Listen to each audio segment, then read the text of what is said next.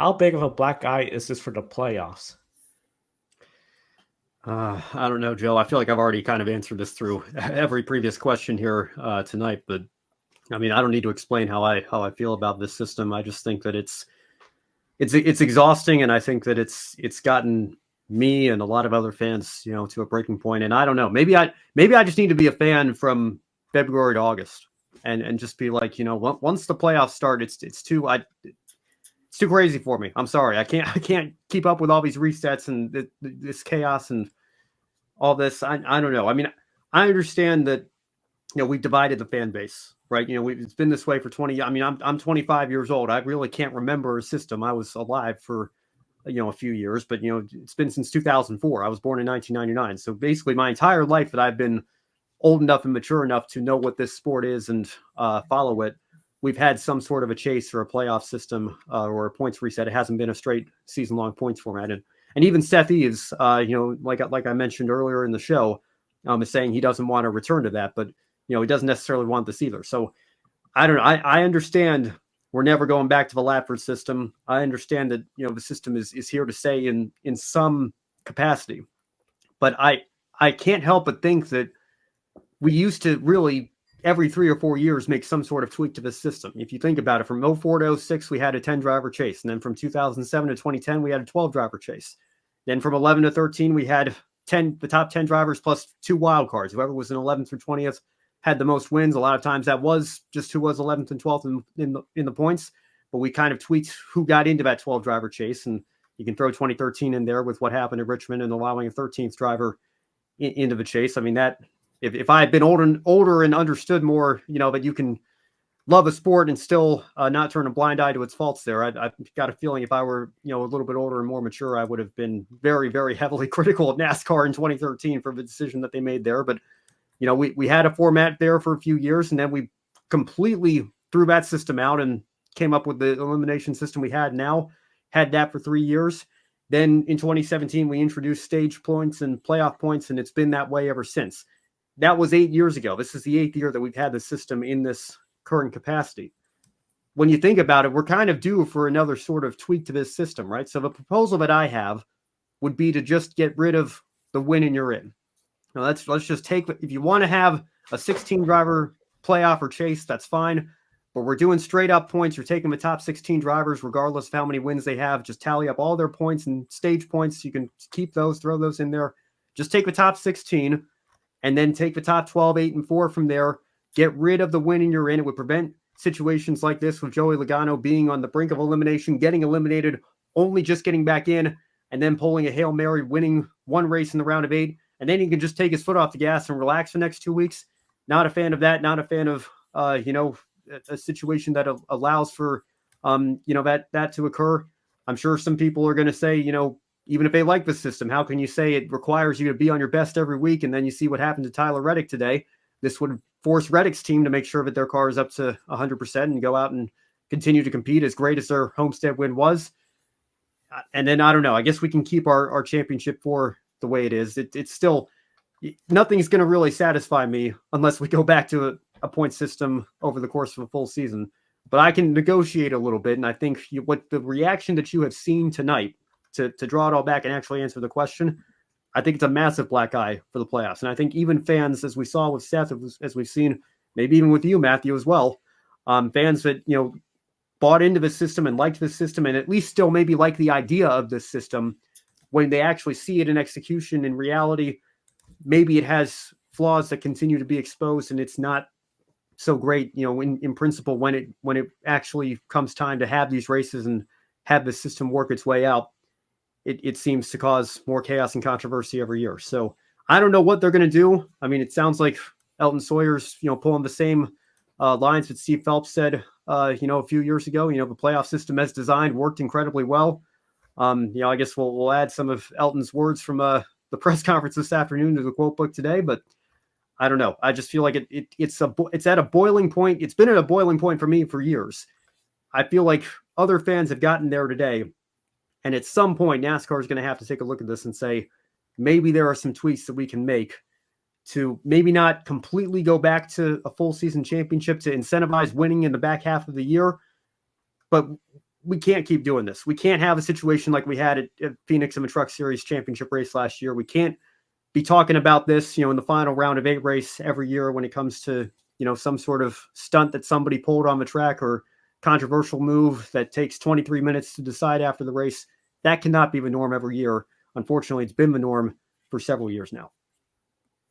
Yeah, absolutely. I think you made a bunch of great points there, and there's so much to really touch on too. I mean, one, I think this is a huge black guy. It's almost like if somebody swung on you with a wooden plank and hit you in the face when you were defenseless. That's kind of the black eye it gives this system. I mean, one thing also, Ben, what you were touching on, we're critical. Yeah, I mean, we love this. This is one thing about I love race cars. I mean, I work with a lot of young drivers too. That's one of the most fulfilling things in my life, to be honest with you. And I mean that from the bottom of my heart. I love working with these guys over at Team Hornaday Development too. Just, it's such a great experience. And I love race cars. I mean, I'm a wannabe race car driver if I had the money, right? And the talent. But no, and like in all seriousness, this is a black eye, and it shows there's so many points to touch on, right? Like first I want to start, if this was a full point season, the reason why I kept looking down at my phone, the full points right now would be Kyle Larson would be the championship leader, Chase Elliott, Christopher Bell, and William Byron. Notice how only one of those 4 is actually in the championship 4. Reddick would have been 5th, Blaney 6th, and Logano is chilling in 14th right now for the playoff standings. And that is proof right there to you guys. So should something change? Probably. Will it? I don't know, but I think the more and more NASCAR, there's core principles to this is what I look like.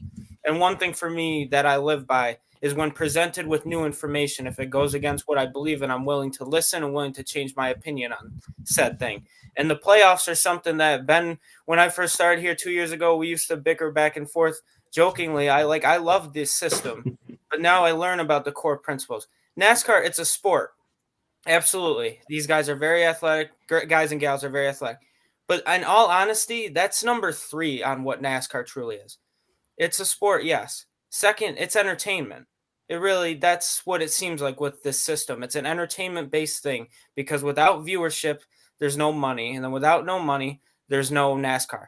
It's simple as that. And number 1, NASCAR is a business, obviously. Without the money, like I was just alluding to, no sponsorship. No sponsorship means no TV time, and money, no TV time means we are just talking about absolutely nothing.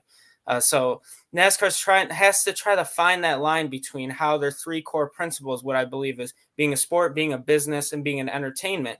They have to figure out how to correctly put that product out there for us to see. Because I think once we start focusing on something like more of the entertainment base, like the playoff system, then it's kind of, we push back. It's like, that's silly.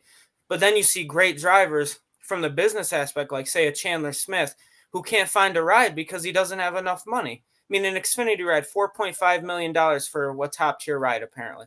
A Truck Series ride's probably $2 million. Even an ARCA ride's in the millions. If they don't have money, you can have all the talent in the world. But if you, from the business aspect, if you don't have that money, you cannot be in a race car. It's as simple as that. Like Ryan Truex, for example. Great driver, doesn't have the money. So it shows that there's issues in these 3 principles. I mean, everyone can recognize it's a sport. But so I guess the 2, business and entertainment. You got to find the fine line between what product you're putting out. And I think it just it's an endless circle of biting. I guess it's biting itself at the end of the day. It's like a dog chasing its tail with what's going on here. So that's how I feel. I know I answered the question early and then I kind of went a little sideways. I apologize with that. But I think it is a big black eye for this playoffs. And it shows that this is yet another year besides, I think, Kyle Larson in 2021. I think the majority of these years, and maybe Martin Truex as well, that the overall points leader, either regular season champion as well, or somebody who would have led throughout the entire season, the 36 races, will not win the championship. Unless, I mean, Byron can do it, but Byron would need to have a really great day, and then it would be Larson, Elliott, and Bell would have to have really bad days for the regular, like the full season points is what I'm getting at. But I'm doing what NASCAR is doing. I'm going in circles. So I'm going to stop and pass it over to Joe here. Well, Matthew, you're all good. Just one I'll just add a couple points to that. I think Kyle Busch in 2019 was maybe not as dominant as Truex and Larson, but I think he would have, based on the standings that you're reading off, I think Busch was at the top of that as well in a year where he also won the championship. I will say, I think we have to be a little bit careful with, playing that game because Obviously, what have we talked about this entire show? The wall ride is a perfect example. That doesn't happen if we just track the full season points, right? We're not constantly looking at cutoffs and resets and everything. So the racing and results would be slightly different.